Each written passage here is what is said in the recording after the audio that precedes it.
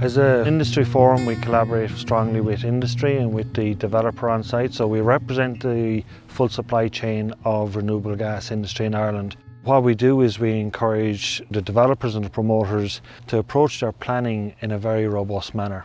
We advocate that they engage with competent professional planning consultants to do a fairly comprehensive site assessment, site selection, so that the developer is informed as to what the options they have. But clearly what it does is demonstrates to the local authority that proper procedures were followed in selecting the site to begin with, but taking into account the constraints and the potential constraints of sites, so that this exercise is really to map out, are there any constraints on site that need to be observed?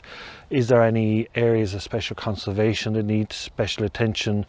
And following on from that, if there are any constraints on site, that they're appropriately dealt with, and that there are specialist third-party advisors brought on board to deal with those specifics, such as ecology or hydrology, for example. So it's important to demonstrate to local authority that the developer and the promoter has given this absolutely due process, due consideration, and is being very thorough in demonstrating to the planners that they've given this site or proposed site adequate consideration, and whatever constraints are taken on board will be appropriately dealt with.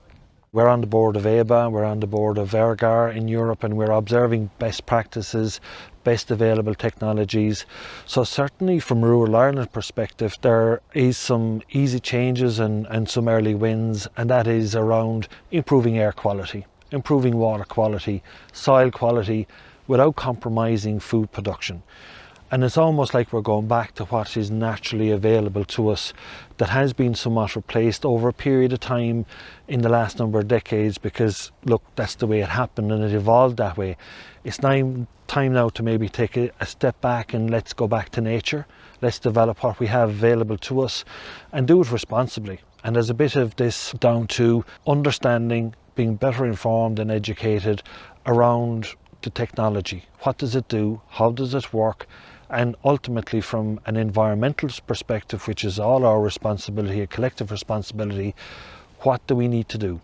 And as an industry, RGFI is very much advocating the engagement and early engagement with local communities and key stakeholders to understand and be informed.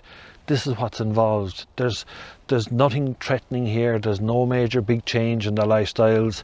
What it actually does is improves from what we're currently doing in farm management and land management and farm practices that have become the norm. We need to recalibrate and decide, okay, time to start going back to natural resources here.